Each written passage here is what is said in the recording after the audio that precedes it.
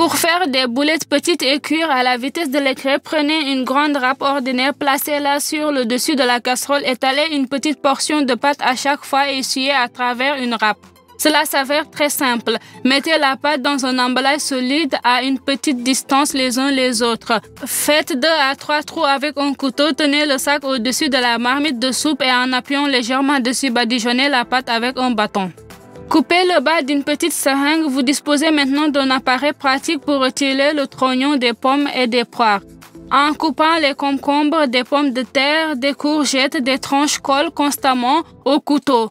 Pour éviter que cela se produise sur le couteau, tirez sur la gomme de bureau habituelle. Maintenant, couper est un plaisir à l'aide d'une pince longue et étroite. Vous pouvez facilement retirer le noyau d'un avocat mûr. La viande bouillie deviendra beaucoup plus douce si vous ajoutez un peu d'acide citrique pendant la cuisson. Vous pouvez faire de merveilleuses frites fines et croustillantes faites maison à partir de pommes de terre bouillies. Placez des pommes de terre bouillies dans un bol et écrasez jusqu'à consistance lisse. Salez les pommes de terre pendant l'ébullition. Maintenant, vous pouvez ajouter du poivre noir moulu, de l'ail séché, un peu de basilic séché, du paprika fumé et juste du paprika.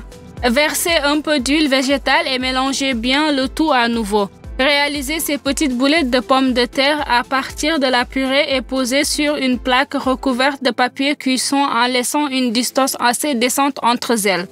Recouvrez d'une autre feuille de papier et utilisez un verre pour écraser chaque boule en un gâteau fin.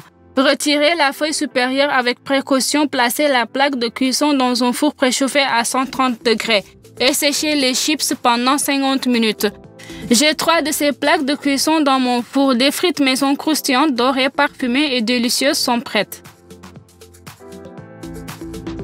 Pour préparer, coupez la poitrine de poulet pour la cuisson ou la friture. La carcasse doit maintenant être aplatie.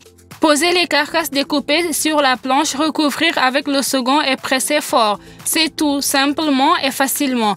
Pour que la viande de poulet soit parfaitement salée à l'intérieur, remplissez le poulet avec de l'eau, de préférence minérale gazeuse, et ajoutez du sel autant que vous le souhaitez.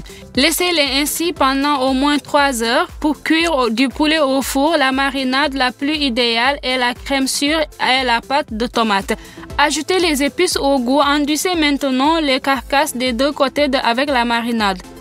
Laissez reposer 30 minutes pour cuire 2 carcasses à la fois au four. Vous aurez besoin de bâtonnets de bois. J'utilise le chinois, ainsi que du fil de fer ou de la ficelle de cuisine. Disposez les bâtonnets sur le haut et le bas de la carcasse des deux côtés en les plaçant sous les ailes.